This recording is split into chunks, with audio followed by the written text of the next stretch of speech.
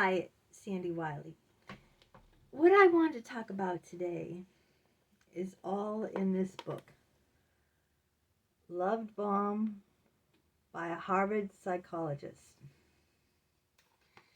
I want to talk about how I was brainwashed by a much older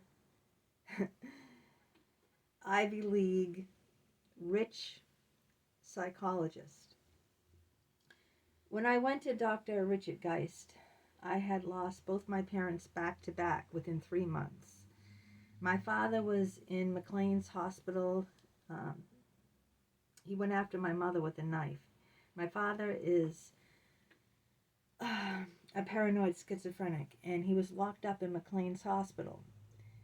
And at the time he was there, my mother died of a heart attack. She just dropped dead unexpectedly.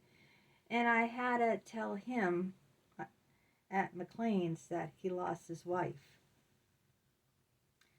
And then 2 weeks later, he was in the emergency room, and the doctors there said he has stage 4 liver cancer and he only has a couple of months to live.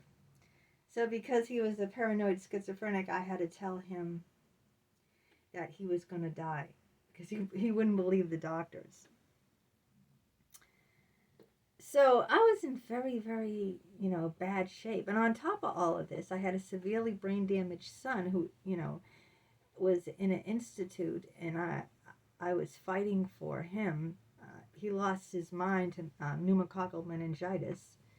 And on top of all that, my cousin came in and pretended to want to help me, and he took $35,000 of my inheritance. So see what I was fighting. It was just all overwhelming. And I'm an only child. I had no siblings to help me with all this. I had no one. No friends came up.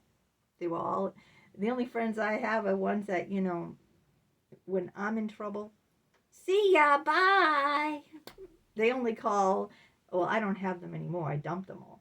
But they only called when they wanted to talk about their problems. So anyway, I just wanted to give you a background as to what was happening with me when I went to see Dr. Richard Geist. And here is this older man from Harvard University. And he taught at Harvard. And he had this big mansion in Newton, this big, huge house that Julia Child used to live in, or her daughter. I think it was Julia Child's daughter. I can't remember. It was a relative of Julia Child's lived in that house. And I walk in with my head like swimming with all these problems, and no one to turn to. I'm the only child. My friends deserted me. My family stabbed me in my back. My cousin, who was like a brother to me, he lived in the same house as me growing up. If you read the book, Life with My Schizophrenic Father, I had no one. And I came in and sat down, and he was just charmed the panties right off of me. I kid you not.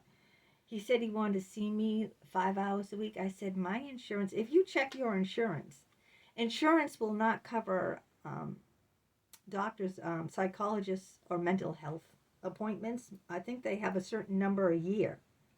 And it's certainly not more than once or twice a week. I think twice a week is like the absolute limit. I don't even think most insurances will cover therapy twice a week for a year. But they're certainly not going to cover 5 hours a week. And I sat there and I said to him, my insurance is never going to cover this. And you know what he said? He said, don't worry about the money. Don't worry about the money. And I'm going, what?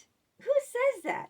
I mean, imagine being in a store and taking like UGG boots that cost like $200 something, and you go up to the cashier, and she says, yeah, these are $280. And you go, oh gosh, I can't afford them. I'll have to put them back. And the cashier says to you, don't worry about the money, take them.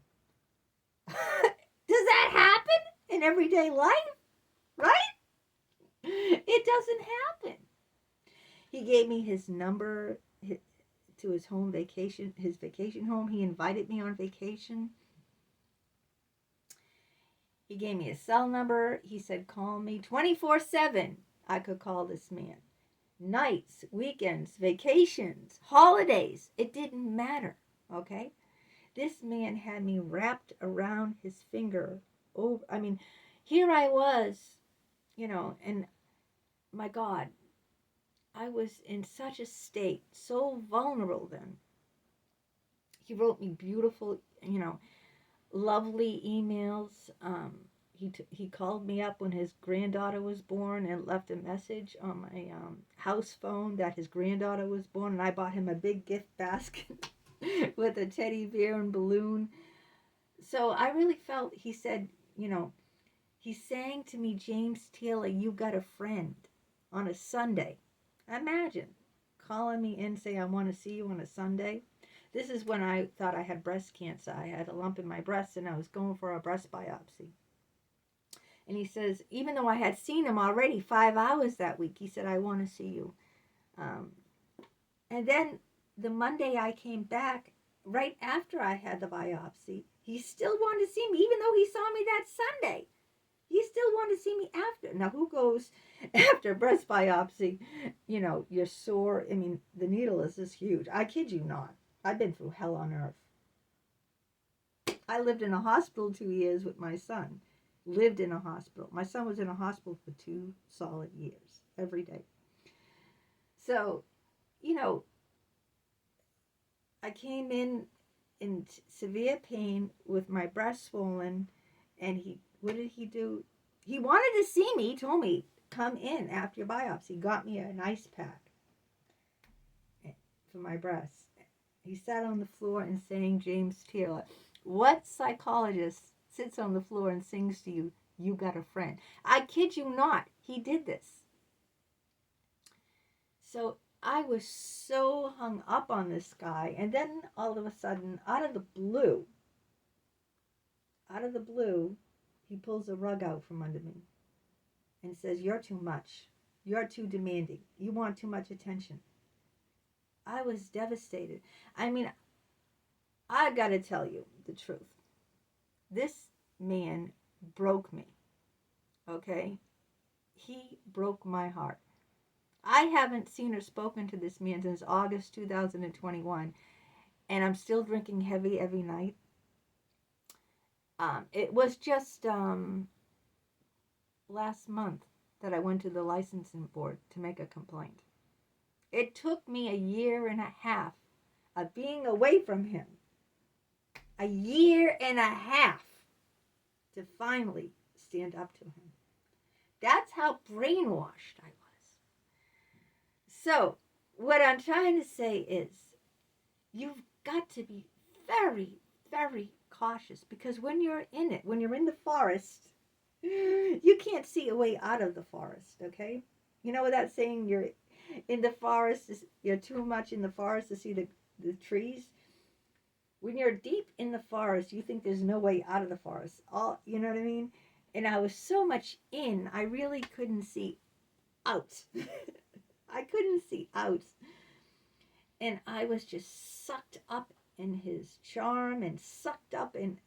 And then when he pulled the rug out from under me and just cut me off out of his life, I mean, he started treating me really bad. Really, really bad. Horribly. He lied to me. He took time away lying. He stopped writing me. He told me not to call him anymore. I mean, he just changed radically. Like someone flipped a light switch. And I was devastated. I started drinking in my late 40s, early 50s, okay? I never had a drinking problem in my life. In my 20s, 30s, 40s. Never. I never took drugs. I never tried pot. Everyone else I knew around me tried pot. I never took any drugs. Never even, tried pot. Drinking, as far as drinking, I'd have a drink or two, but that's it. I didn't drink every day. Never heard of such a thing. I never drank vodka. Vodka?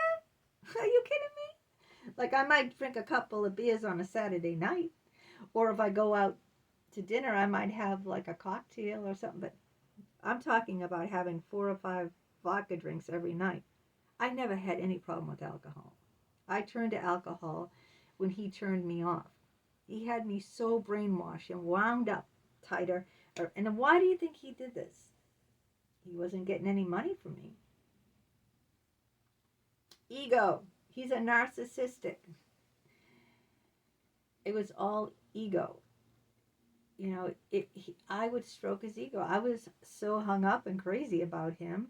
I'm 22 years younger than him, and I thought he hung the moon. I put him so high in a pedestal, and he was an omnipotent narcissistic person. Now, omnipotent means that he thought he was like God, Superman. He had a rescue hero fantasy where he thought, I can save all these women. Oh, they're crazy about me. I used to call him up and he'd be at a restaurant with his wife having dinner on a Saturday night. I'd call him up and he'd leave his wife sitting alone at the table, right?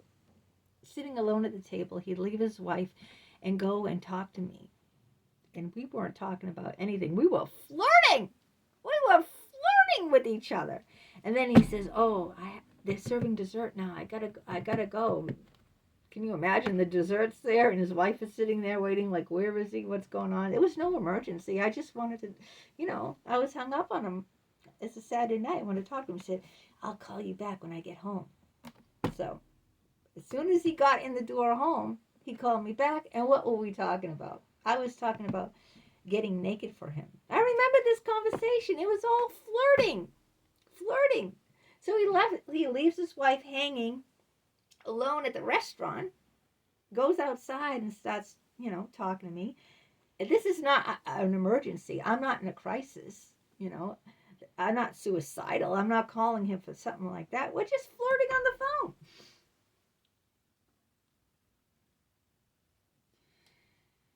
I'm not going to remain quiet anymore, okay? I'm going to talk about it. I sat in this guy's lap. He let me touch his private. I almost said the word and I go, oh my God, they're going to censor me. Right. Yeah. One time during a session, I brought in a leather collar with spikes and a leash. And I put that on and he paraded me around his office like that, like I was a dog. It's in this book. That session is in this book. Yeah, where is it? Also, the strip session is in this book, too. Yep, when I took all my clothes off for him. And he stayed and watched. And I know he likes behinds because he was staring at my behind. I'm not kidding you. He was sitting there and staring at my behind. The mad dog. This is when I walked. I'm going to just read you this paragraph really short from my book. This is a contract I formally wrote up, the Mad Dog Bone contract, and signed the first year of my therapy. I dressed like a dog with a leash and a leather spike collar for the session. I had Dick walk the dog, hold on to the leash while I walked around on all fours on his office floor. This is called acting out and is a violation of the therapy. Therapy is never supposed to be about allowing the patient to act out. Only talk about their desires and try to understand what is beneath them. Like, why does the patient want you to do this? Maybe because her mother treated her like a dog all her life, and now the therapist is re-traumatizing the patient by doing the same thing that my mother did. It's right here. Mad Dog, I don't know if you can see it, Mad Dog Bone Contract. This book is chock full of everything. And at the end of it, I explained everything he did wrong. So it's got this is hardcover. I didn't do a soft cover.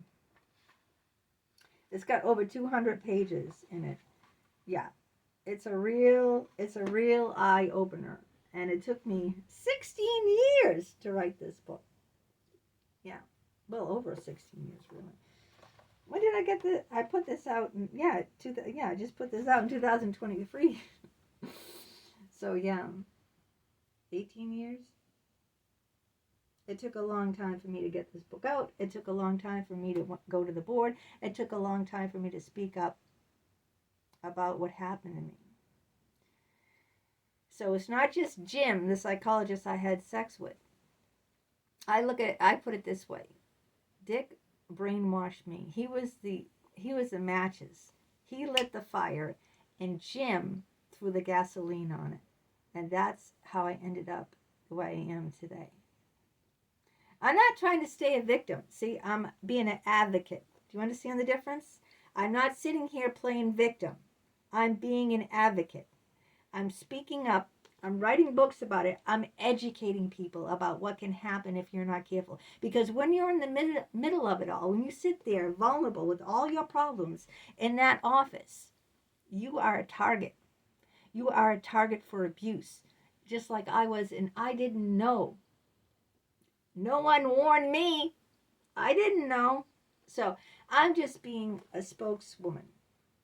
I'm just being an advocate. I'm not trying to sit here and go, boo-hoo, feel sorry for me. No, that's not the purpose. That's not my mission. My mission is to be an advocate, a spokeswoman, a model for people to learn about what can go wrong if you don't have your eyes wide open, and antennas up. And just know the signs. Okay, so that's what I'm trying to, I'm just trying to educate the public about what's out there. All right, take care.